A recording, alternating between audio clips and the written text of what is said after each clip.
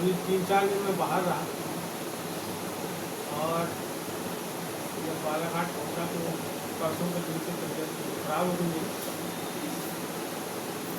अभी ऐसा लग रहा है बैठे बैठे जैसे कान में बड़ा घंटा बज रहा है, ऐसे चल रहा है मेरे कान के, और ठीक महसूस नहीं हो रहा है। लेकिन फिर भी परमेश्वर बहुत अच्छे हैं। सुख हो चाहे दुख हो, मुसीबत हो, कठिनाइयाँ हो, कुछ भी हो, आप परमेश्वर की निकटता में आइए। परमेश्वर आपके जीवन को अपनी कृपा से, अपनी दया से भरते हैं। कैसी भी परिस्थिति हो, आप प्रभु का नाम ले, उसके पास आए, परमेश्वर आपके जीवन को अपने अनुग्रह से भरते हैं। तो बहुत सारे परिवार के लोग आज नहीं आए, और मेरे को ऐसा विश्वास है कि आप में से किसी आदमी ने भी उनको फोन नहीं किया होगा। ये आपने करे, आपने करे, आएंगे बोले नहीं, आपने करे। कहाँ है आपकी शैली का है? अब भी आ रहे हैं बोले गायब हो गए। समझ रहे बात? जब समस्या आती है तब सब कोई प्रकट हो जाते हैं, और जैसे ही समस्या दूर होती है तो कोई बोलता है कि प्रभु सब जगह है, हम कहीं भी जा सकते हैं। कोई कहता है हम प्रार्थना में नहीं भी जाएंगे तो क्या होगा, और बहुत सारी बातें सब करते हैं अलग अलग प्रकार से। और आखिर में होता यह है कि वो कहीं भी जाएं, वापस उनको प्रभु के पास ही है ना। कोई बहाना बताएंगे, कोई कुछ बताएंगे, कोई कुछ बताएंगे, कोई कुछ बताएंगे, सब कुछ करेंगे और नहीं आएंगे। लेकिन जब समस्या आएगी तो फिर कौन याद आता है? प्रभु याद आते हैं। फिर ऐसा आदमी ढूंढते हैं जो प्रार्थना करेगा तो उसकी समस्या दूर हो जाएगी। फिर धर्मी आदमी को ढूंढते हैं।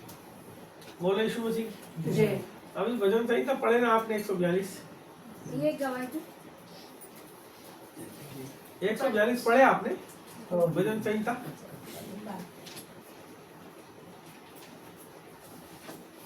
निकालिए एक बार फिर से उसी, बाद में दे देगा। ठीक है, साथ में पढ़ो। मुझको बंदी गृह से निकाल, हाँ, कि मैं तेरे नाम का धन्यवाद करूं। हाँ, धर्मी लोग मेरे चारों ओर आएंगे, क्योंकि तू मेरा उपकार करेगा। यहाँ पे बोलता है मुझको बंदी गृह से निकाल कि मैं तेरे नाम का धन्यवाद करूं। मुझको बंदी गृह से निकाल। ऐसा हो नहीं सकता है। यहाँ जितने लोग बैठे हैं वो कहीं ना कहीं कोई ना कोई दशा में बंदी थे। हो ही नहीं सकता ऐसा कि हम बंदी ना रहे हो। आत्मिक रीति से, मानसिक रीति से, शारीरिक रीति से, भौतिक रीति से, आर्थिक रीति से हो नहीं सकता कि हमारे जीवन के अंदर कोई ना कोई बंधुआई। अब मैं आपको बताऊं, जब वो निकालता है तो बोलता है मेरे को निकाल कि मैं तेरा नाम का धन्यवाद करूं। क्या करूं? नाम का धन्यवाद करूं। धन्यवाद करूं। बंदी गृह से निकल गए हम। यहाँ भजन संहिता का लिखने वाला बोलता है कि मुझको बंदी गृह से निकाल कि मैं तेरे नाम का धन्यवाद करूं। धन्यवाद देते देते हम धन्यवाद देना बंद कर देते हैं। क्या कारण है बंदी गृह से निकालने का? क्या उद्देश्य है लिखने वाले का, बोलने वाले का? ये मेरे को निकाल। क्या बोल रहा है? एक शर्त रखा उसने प्रभु के पास, तू मेरे को बंदी गृह से निकाल कि मैं तेरा धन्यवाद करूं। क्या जोड़ा है उसके साथ? यदि आप छूट गए तो उसके साथ क्या जुड़ा है? धन्यवाद करना।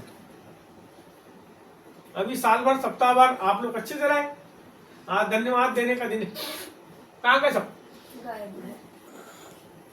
पिछले हफ्ता में पूरा इधर तक के बढ़ गए, इस बार आधा हो गया। समझ रहे? मैंने बोला था पिछले बार, एक भाई को आपके सामने बोला था कि जब आपके घर का दुख दूर हो जाएगा तो आप भी आना, बंद कर दो। है ना? जबकि दुख दूर होने के बाद आपको और ज्यादा धन्यवाद देना चाहिए कि परमेश्वर तूने मेरे जीवन के अंदर, वही तो गवाही है सुख लाए। कि मेरे जीवन में समस्या थी, दूर हो गई प्रभु, तूने बंदी के अंदर छुड़ाया, मैं तेरा धन्यवाद करने के लिए आया। है ना? हम इस बात को भूल जाते हैं और हम अपने मन से चलने लगते हैं। आपको पता है, मैं सुन रहा था सूरज प्रेमानी का एक छोटा सा आधे मिनट का एक कोट था। वो बोलता है कि कलीसिया में जो लोग आते हैं ना, जिस कलीसिया में आते हैं, वो उस कलीसिया से जाने के बाद बोलते हैं वहां के लोग तो ऐसे हैं, तो वहां का पास्टर तो ऐसा है, तो हम वहां पे नहीं जाते, तो हम और कहीं जाएंगे। वो बोलता है तुम कहीं भी चले जाओ, तुमको वापस उसी स्थान पे आना पड़ेगा, क्योंकि उसी स्थान पर तुमको उद्धार मिलेगा। प्रभु कहाँ रहता है? बाय प्रकाशित वाक्य किताब में क्या लिखा है कि वो दीवटों के मध्य में फिरता है। काय के मध्य में? दीवट के मध्य में, जहां उजाला होता है। आपको पता है प्रभु की कलीसिया में उजाला होता है। प्रभु की जो कलीसिया है वो दीवट है। बाइबल में लिखा है तुम जगत की ज्योति हो। प्रभु ने कहा मैं अपनी कलीसिया बनाऊंगा। यदि हम लोग यहाँ बैठे हैं तो हम परमेश्वर की मर्जी से बैठे, हम अपनी मर्जी से नहीं बैठे। हम भी कहीं कहीं, ये भाई साहब आए बड़ी दूर से आए, तो आज उनको लगा है संगति में जाना चाहिए तो आए। समझना बात। एक कलीसिया के अंदर ही एक आत्मिक आदमी जब जाता है तो उसको शांति प्राप्त होती है, उसको प्रभु की शरण प्राप्त होती है, उसको प्रभु से आशीष मिलती है, उसको प्रभु से बड़ा सुख की अनुभूति होती है प्रार्थना जब वो करता है तो। और एक आत्मिक आदमी बगैर प्रार्थना के, बगैर धन्यवाद के जिंदा नहीं रह सकता। आत्मिक आदमी की पहचान है कि वो निरंतर प्रभु को क्या करता है? धन्यवाद करता है। अब जितने लोग गायब होते हैं, ये बात को आप समझ के रखना कि हुआ काम तेरे से तो मेरे डेरा वो पूरे नहीं कर। आपको समझना पड़ेगा, आप अपने मन को, अपने शरीर को, अपनी आत्मा को, अपने प्राण को रोज परमेश्वर के अधीन करो।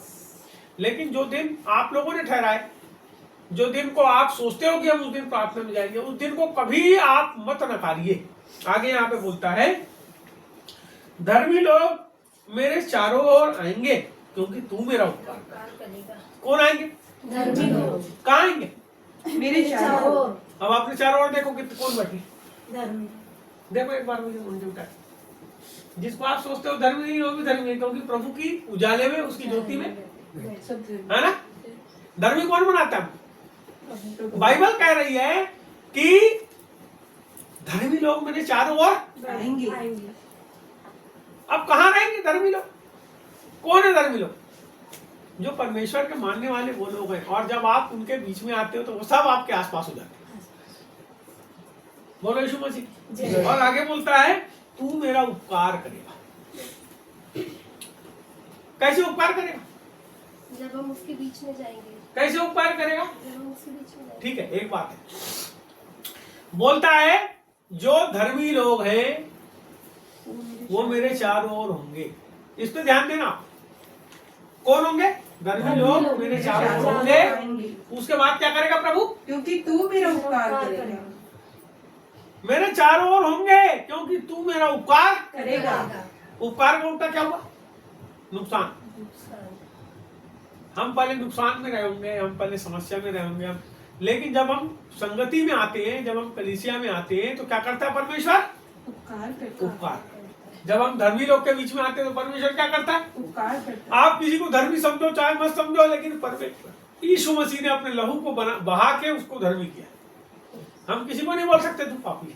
यदि हम ऐसा बोलते हैं तो हम न्याय करने वाले, हमको बोलना चाहिए कुछ नहीं होता, बदल जाएगा, प्रभु बदलेगा। हम उसके लिए प्रार्थना करें, प्रभु करेगा, परमेश्वर के हाथ। बोलो यीशु मसीह की जय।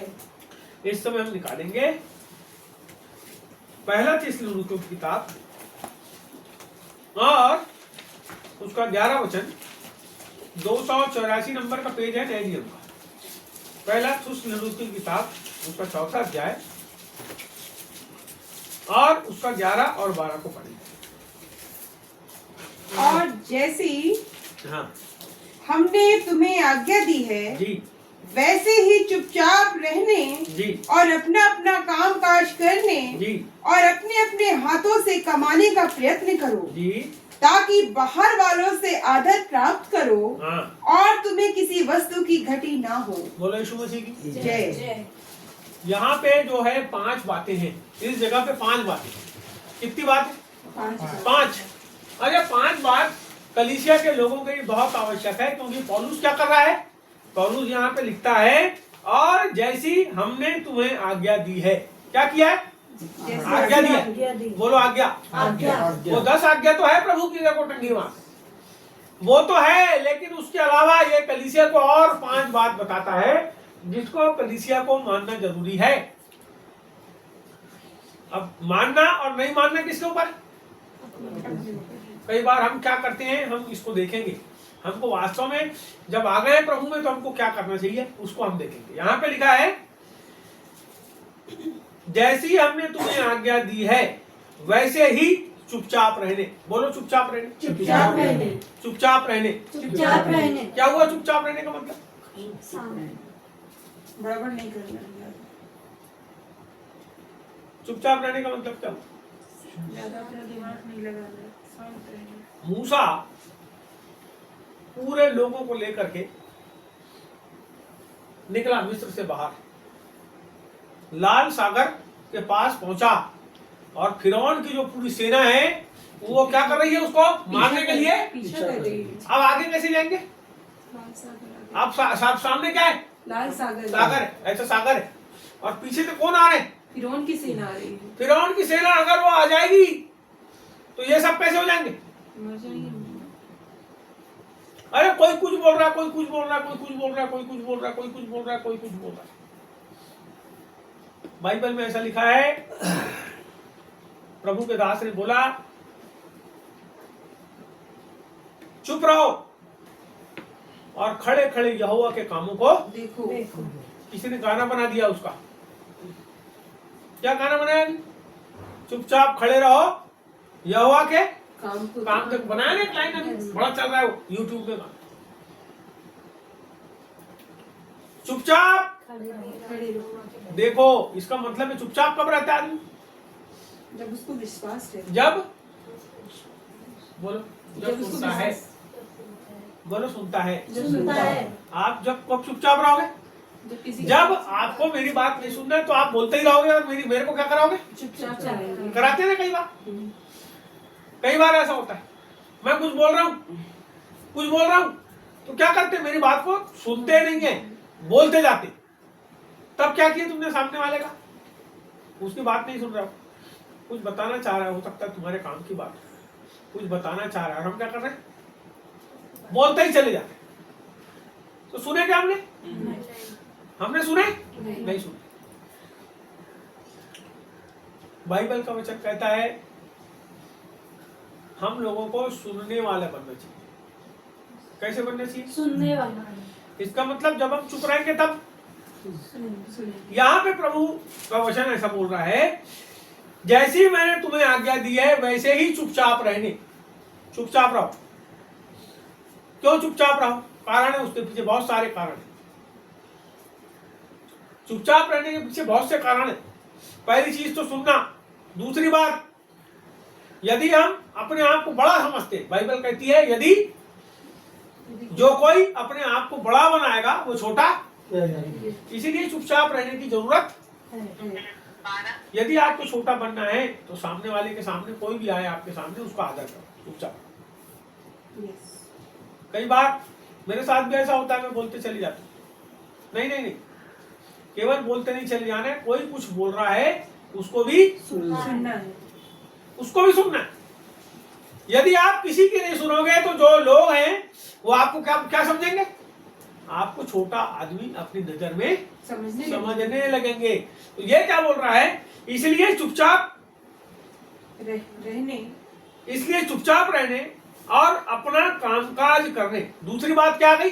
अपने अपने काम का। पहली चीज चुपचाप रहो, दूसरी बात बोलता है और अपना कामकाज करना। अरे कोई क्या कर रहा है हमको क्या मतलब है किसी से, है ना? चुपचाप अपना कामकाज। कौन क्या कर रहा है उसको भूल जाओ। आपको पता है लोग क्यों बिगड़ते? वो अपना काम छोड़ के दूसरे के काम में टांग अड़ाते हैं, तब वो लोग उस जगह को, उस स्थान को, उस काम को बिगाड़ देते हैं। क्यों? क्योंकि वो अपना काम छोड़ते हैं और दूसरे के काम में दूसरे के काम में अड़ंगा डालते हैं। आज से मैं आपको बताना चाहता हूँ, हम अपना काम करें, कौन क्या कर रहा है उसको भूलना बंद करें। कलीसिया में आप आए, आपके आसपास विश्वासी रहते हैं, कई लोग कुछ उटपटांग एंडमेंट मोटर स्टैंड करते हैं, आप उसके बारे में सोचना मत कर दो, आप उसके काम में टांग नहीं। देखो। प्रभु की ओर से ये बात है कि हम चुपचाप रहे, पहली चीज। दूसरी बात, हम दूसरों के काम में अपना काम करें। उसका मतलब है हमको अपना काम करना है। यदि आप परमेश्वर में आए हो तो परमेश्वर ने आपको क्यों बुलाया है, आप पता करो प्रभु से। मैं क्यों प्रभु हूं, आप कलीसिया में क्यों है, क्या काम है आपका, आप इस बात को पता करो, अपने काम को पता करो। यदि आप नहीं जान रहे हो, यदि आप एक परिवार के सदस्य हो और उस सदस्य होने के नाते भी यदि आप इस बात को नहीं जान रहे हो कि आपको परमेश्वर ने क्यों बुलाया है, तो आप पहले अपने काम को पता करो। एक बच्चों को ये पता होना चाहिए कि मेरे माँ बाप क्या चाहते हैं मेरे से, क्या काम चाहते हैं मेरे माता पिता। बच्चों को ये बात मालूम होना चाहिए। उनको एटीट्यूड पर, उनका जो एटीट्यूड है वो दूसरों के अनुसार नहीं, लेकिन अपने परिवार के अनुसार होना चाहिए। कई बार हम बोलते हैं, अरे हम वहां गए थे वहां ऐसा होता है, यहाँ क्यों नहीं होता। समझ रहे हैं बात, अरे हम वहां गए थे वहां तो ऐसा होता है, यहाँ ऐसा क्यों नहीं होता। तो वहां वैसा नहीं होगा, वो कहीं और कुछ होता होगा, लेकिन आपको जिस जगह परमेश्वर ने रखा है वहां पे जैसी व्यवस्थाएं हैं उसी के अनुसार चुपचाप, और जो काम करने के लिए परमेश्वर ने आपको बुलाया है उस काम को चुपचाप करते नहीं। काम करो। आपको एक बात और बताता हूं, जितने लोग बैठे बैठे कुछ काम नहीं करते वो सबके काम जानते हैं। बात समझना, जो लोग कोई काम नहीं करते ना, गांव में आप जाना, पान ठेला होगा या होटल होगी, कुछ लोग ऐसे रहते हैं जो दिन भर वहां है ना, देख लेना आप जाके। तो जब आप वहां जाओगे और उनसे आप पूछोगे, नीटू भैया की चक्की में भी कोई ना कोई ऐसा होगा जो आके दिन भर बैठता, उससे आप पूछोगे ना कहीं की बात, वो पूरी बात आपको बता देगा। उसका कारण क्या है कि वो कोई काम धाम, वो क्या करता है, इधर की सुनता है उधर बताता है, इधर की सुनता है उधर बताता है, इधर की सुनता है उधर बताता है, इधर की सुनता है, उसका कोई काम नहीं। वो क्या करता है, धीरे धीरे सब जगह पे गड़बड़ी। जो आदमी सुनता है और चुपचाप रहता है वो झगड़ा नहीं करवाता। क्या नहीं करवाता, इसका मतलब आप यदि सुनते हो और चुपचाप, बात को समझना, यदि आप सुनते हो और चुपचाप रहते हो तो आपके द्वारा कहीं पे भी कोई भी लड़ाई, कहीं भी कोई उपद्रव नहीं होंगे, पहली चीज। दूसरी बात, बोलता है चुपचाप अपना काम। जो लोग काम नहीं करते वो हर समय किसी न किसी के कामों में अड़ंगा डालते हैं। तो बाइबल हमको क्या बता रही, हमको ऐसे लोगों से भी फिर आपको दूर होना पड़ेगा। ऐसे लोगों से भी आपको दूर होने का मतलब ये नहीं है संगति छोड़ के चले जाओ, ऐसे में तो तुमको संसार छोड़ के जाना पड़ेगा, है। बाइबल कहती है कि संसार के अंदर बहुत सारे लोग व्यभिचारी हैं, बहुत सारे लोग गाली बकने वाले, बहुत से लोग गड़बड़ काम करने वाले। यदि पौलुस कहता है, यदि आप ऐसा सोचो कि आप उसके साथ ना रहो तो आपको संसार छोड़ के जाना पड़ेगा। अभी हम यहाँ बैठे ना, प्रभु के लोग हैं ना, सब एक दूसरे को चाहने वाले लोग हैं ना, हम सब एक दूसरे के लिए प्रार्थना करने वाले हैं। यदि हम कलीसिया से दूर हो जाएंगे तो प्रभु से दूर हो जाएंगे। कैसे दूर होंगे, हमको कोई रोकने वाला नहीं होगा। हम यदि गड़बड़ कर रहे हैं तो कोई हमको ये बोलने वाला नहीं होगा, भैया ऐसा मत करो, ऐसा करने से प्रभु दुखी होते हैं, है ना। हम सुनने वाले नहीं होंगे। दूसरी बात, यदि हम कलीसिया में नहीं रहेंगे तो हमारे जीवन के अंदर जो गड़बड़ियां आ रही है उसको कोई सुधारने वाला हमारे ऊपर हेड नहीं होगा। आप सुनो, कलीसिया में ऐसा नहीं है कि जो अगुआ है, जो पास्टर है वही प्रमुख है, लेकिन कलीसिया में और भी बहुत सारे लोग हैं जो कहीं ना कहीं कोई गड़बड़ी होती है तो उसको क्या करते हैं, सुधारते हैं। बाइबल कहती है बुरी संगति अच्छे चरित्र को, तो भली संगति क्या करेगी, सुधारेगी ना। अच्छा, बहुत सारे यहाँ भले लोग हैं और एक चोर है, तो वो जब उनके बीच में रहेगा कुछ गड़बड़ करेगा तो वो लोग क्या करेंगे, और आप अकेले भले भले आदमी और बहुत सारे चोरों के बीच में चले जाओगे तो क्या हो जाएगा, पहले दिन कुछ नहीं होगा। सुनो नहीं, पहले दिन, दूसरे दिन, तीसरे दिन, चौथे दिन जरूर आप गड़बड़ करोगे। 5वें 6वें 7 1 महीने के बाद आपके अंदर बहुत सारे परिवर्तन आ जाएंगे, क्योंकि चोर अकेले चोरी नहीं करता, चोर अकेले चोरी नहीं करता, चोर बहुत सारी चीजों को करता है, बहुत सारे कामों को करता है। चोर केवल चोरी नहीं करता, वो दूसरों के बारे में बुरी योजनाएं भी बनाता है, क्योंकि जब तक वो योजना नहीं बनाएगा वो गड़बड़ी नहीं करेगा। हाँ, चलो देखो आगे यहाँ बोलता है और अपना अपना कामकाज करने और अपने अपने हाथों से कमाने का प्रयत्न करो। हालेलुया। आज हमको लगभग प्रभु में 25 साल हो गए, ठीक है, 26वां चालू है, सन 2000 से आए, अभी 26वां चालू है। सुनो, जब से हम प्रभु में आए तो हमने एक बात को सीखे कि हमको क्या करना है, अपना काम करना है। यहाँ लिखा है अपने हाथों से कमाने का, प्रयत्न करें, बोलो कमाने का प्रयत्न। कमाने का प्रयत्न, तीसरी बात क्या हुई, कमाने का प्रयत्न पहली करना। बात क्या थी, चुपचाप रहना। चुपचाप दूसरी बात क्या थी, अपने अपने काम काम का पे ध्यान देना है। अपने अपने काम, करना है। अपने अपने काम काज कर। दूसरी और तीसरी बात, अपने अपने हाथों अपने अपने हाथों से कमाने का, प्रयत्न करो, बोलो तीसरी बात, कमाने का प्रयत्न। कमाने का प्रयत्न करो। आपको पता है एक आदमी पैसे वाला कैसे बनता है, जब काम को मन लगाते तो चलो मैं एक भैया की गवाही बताता हूँ हमारे बीच में। जब शादी हुई तो उनकी शादी हुई तो उनको क्या किया, उनके माता पिता ने एक कमरा दे दिए, 2 कमरे का घर। फिर धीरे से क्या करे, उनने वहां जमा नहीं, बहुत लड़ाई झगड़ा हुआ, तो उनके पास एक कवेल का मुर्गी पालने का फार्म था। वो हस्बैंड वाइफ वहां जाके रहने लगे और काम करने लगे, रहने लगे, काम करने लगे, रहने लगे, काम करने लगे, अपने माता पिता का सम्मान करने लगे। जैसे मैंने पिछले बार बताया था, सम्मान और सत्कार माता पिता का करना। जब काम करने लगे, प्रयत्न करने लगे, काम करने लगे, प्रयत्न करने लगे, तो धीरे धीरे परमेश्वर ने क्या किया, उनके लिए रास्ते खोलने शुरू सुनो, आगे की 2 बात है जो इसी से जुड़ी है। जब करने लगे तो धीरे से परमेश्वर ने क्या किया, जिस जगह पे व्यवसाय करते थे उसको पक्का कर दिया, कवेल वाली जगह हटा के गच्छी वाली कर दिया, जिस जगह पे रहते थे बहुत सुंदर घर बना दिया। किस बात के चलते, क्योंकि वो हाथ से काम करने का प्रयत्न करने लगे। करने लगे। आपको ध्यान रखना पड़ेगा, यदि आप परमेश्वर में कमाने का प्रयत्न नहीं करते तो आपको कोई भी आदमी इज्जत नहीं देगा, कोई भी आदमी आपकी वैल्यू नहीं करेगा। आपको पता है आज की तारीख में, मैं पहले के समय की बात नहीं करता, लेकिन मैं आज की बात आपको बताता हूँ। आज की तारीख में यदि आप कमाते धमाते नहीं तो आपकी वैल्यू नहीं है। आप अपनी जाति में चले जाओ, जिस आप घराने से आए वहां चले जाओ, आप कलीसिया में भी जाओगे तो वो अगर आप कमाते नहीं तो कलीसिया में भी क्या होगा, आपको उतना वैल्यू नहीं मिलेगा। प्रार्थना में आप आए कोई दिक्कत नहीं, लेकिन वैल्यू आपको मिलना चाहिए, जितनी वैल्यू मिलना चाहिए वो क्यों नहीं मिल रही है, क्योंकि आप काम, इसलिए काम करो, कमाने का प्रयत्न करो। आप कमाने वाले रहोगे, किसी पे आश्रित नहीं होना पड़ेगा, किसी से आपको उधार नहीं लेना पड़ेगा। बाइबल में लिखा है कि तू किसी से उधार, व्यवस्था विवरण में लिखा है तू किसी से उधार नहीं लेगा, लेकिन आप कैसे हो जाओगे, देने वाले हो जाओ, आप देने वाले हो जाओ, उधार देने वाले हो जाओ। आपको प्रयत्न करने वाला आदमी, कभी ऐसा बाइबल में लिखा है जो परमेश्वर के लोग हैं वो कभी ठीकरे नहीं मांगते, ठीकरे नहीं मांगते, भीख नहीं मांगते। बोलो आप कभी नहीं, क्या नहीं मांगते, भीख नहीं मांगते। आपके अंदर जो प्रयत्न है, आपका जो काम करने का प्रयत्न है, आपका जो पैसे कमाने का प्रयत्न है, आपको कभी मांगने वाला नहीं बनाएगा।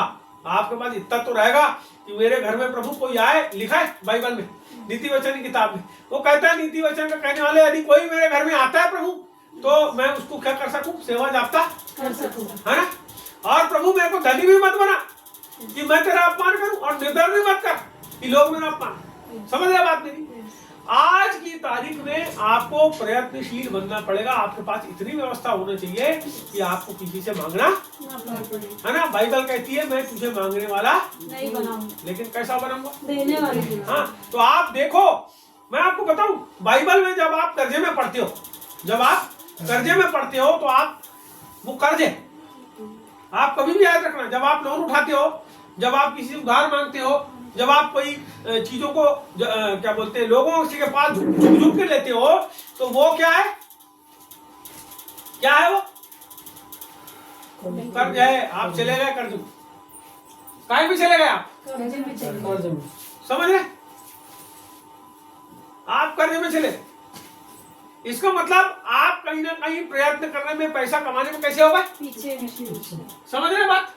कैसे होगा? पीछे प्रयत्न करना कम कर दिए तो पैसे आना बंद हो जाएगा। आपकी जो आवक आपके पास आ रही है, उससे कुछ ऐसे सोर्स बनाओ जिससे आप और ज्यादा अच्छे, बंद से बंद। और ज्यादा आपका कुछ घर द्वार, रुपए पैसे, मोटरसाइकिल, गाड़, कार, जमीन जायदाद, खेती बाड़ी सब हो जाए। आप हालेलुया। आपको पता है जो आदमी चुपचाप रहता है वो कुंताड़ा लगाता है। बोलो यीशु मसीह। क्या थी पहली बात? चुपचाप रहने। क्या बोलता है? चुपचाप। आप अपने जीवन के बारे में कुछ सोचते हो कभी? जो बोलने वाले रहते हैं ना, कभी नहीं सोचते अपने जीवन के बारे में। जो जितना बोलेगा उसका दिमाग उतना खाली रहेगा। बात को समझना, जिस बात को मैं बता रहा हूं उसको समझना। जो जितना ज्यादा बोलेगा और जो चुपचाप, देखना मैं आपको बताता हूं, कई ऐसे लोग रहते हैं जो क्रिएटिविटी नहीं करते और चुपचाप रहते हैं। वो भी कैसे रहते हैं? बोंदू। बोलो बोंदू। जो चुपचाप रहते हैं और क्रिया नहीं करते, क्या बोला? प्रयत्न करो। जो चुपचाप रहते हैं और प्रयत्न नहीं करते, वो बोंदू रहते हो। जिंदगी भर अपने माँ बाप का खाना बैठे बैठे उनकी छाती खोल के परेशान कर करके केवल खाना खाते। माँ बाप परेशान होते हैं। ऐसा बोल रहा है बाइबल वाला? ऐसा बोला बाइबल में? नहीं बोला। या आप अपने माँ बाप का आदर कैसे करोगे? जब पैसा आपके पास रहेगा, रुपया रहेगा आपके पास, तो अपने माता पिता की सेवा करोगे, सम्मान करोगे, सत्कार करोगे, खिलाओगे पिलाओगे, है ना? तो बाइबल बताती है चुपचाप रहे। दूसरी बात, दूसरे काम में टाइम मत लड़ा। तीसरी बात, आपको पैसे कमाने का प्रयत्न करना है। यदि रास्ता नहीं खुल रहा है, आपके पास घुटना है, घुटना है, उस पर ठिकाओ प्रभु के सामने। कितनी देर प्रार्थना कर सकता हूं? मैं आपको बताता हूं, परमेश्वर ही है। क्या पढ़े आपने भजन संहिता में? कि वो हम बंदी गृह से निकालते हैं।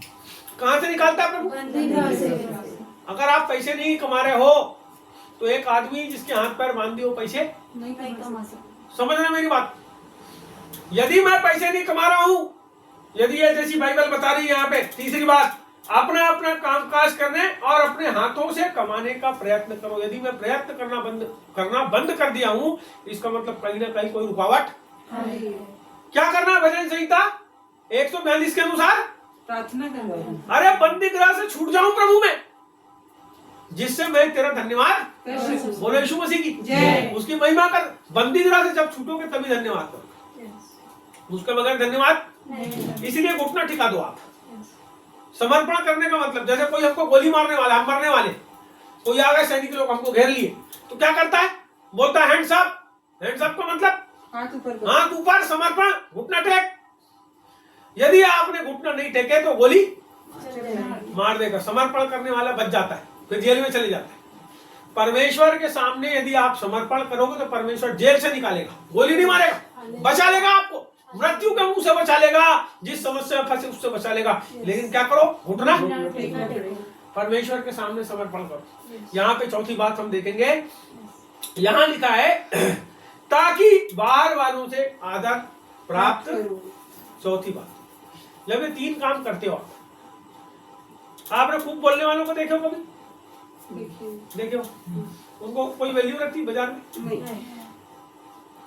ऐसे आदमी को देखो जो कोई काम नहीं करता, कहीं पे भी जाता, अरे यार फिर आ गया बोले, अब आके जान। समझ रहे मेरी बात? यदि आपको वैल्यूलेस बनना है तो आप खूब बोलो। यदि आपको वैल्यूलेस बनना है तो आप मत कमाओ।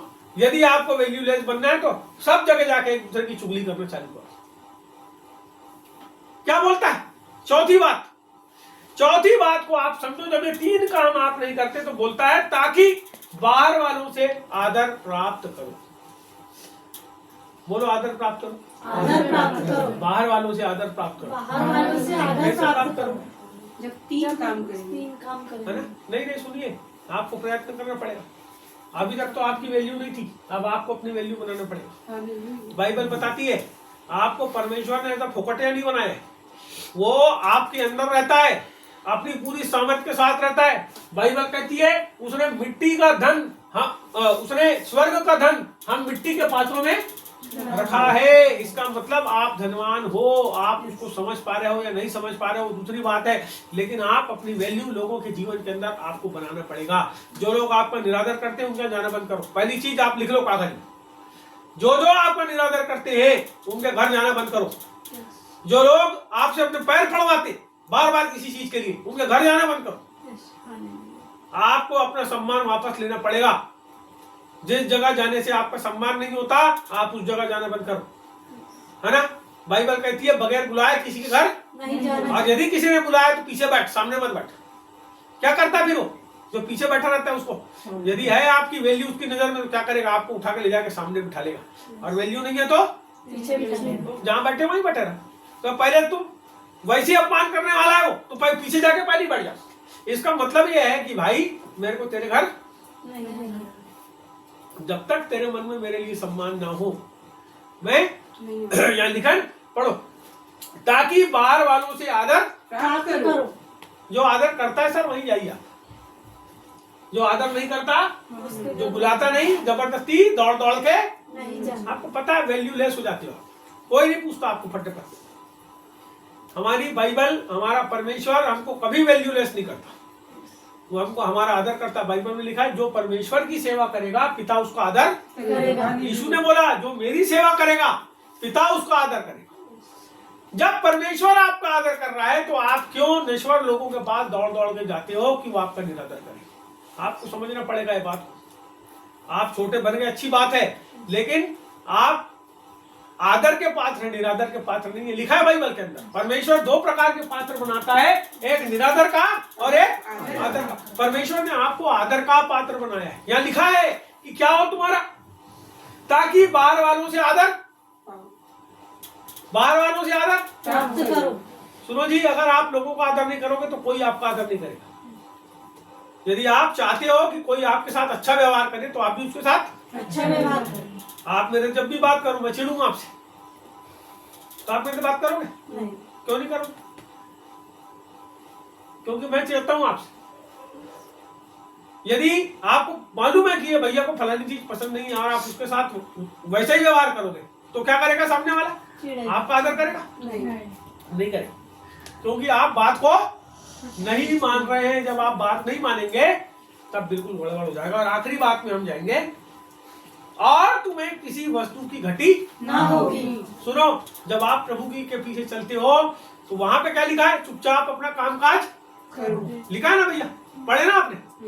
जब आप अपना काम करोगे तो आखिर में क्या लिखा है? ताकि तुम्हें किसी वस्तु की घटी ना होगी। घटी है? नहीं। है तो फिर क्या मानते हो? जो मानता है उसको घटी है। आप समझो बात, जो आदमी मांगता है उसको घटी है और जो नहीं मांगता उसको घटी नहीं है। इसका मतलब उसने प्रयत्न किया है काय का? कमाने का। कमाने का। कई लोग अपनी पूरी जिंदगी मांगते। सुनो मैं आपको बताता हूँ, बहुत बड़ी बात बताता हूँ। बहुत सारे हमारे भाई लोग हैं सेवकाई करते हैं, वो क्या करते हैं, जब उनके पास कुछ नहीं रहता तब से मांगना चालू करते हैं, और जब अरबपति बन जाते हैं तब तक के मांगते ही रहते हैं। आपको पता है क्या है?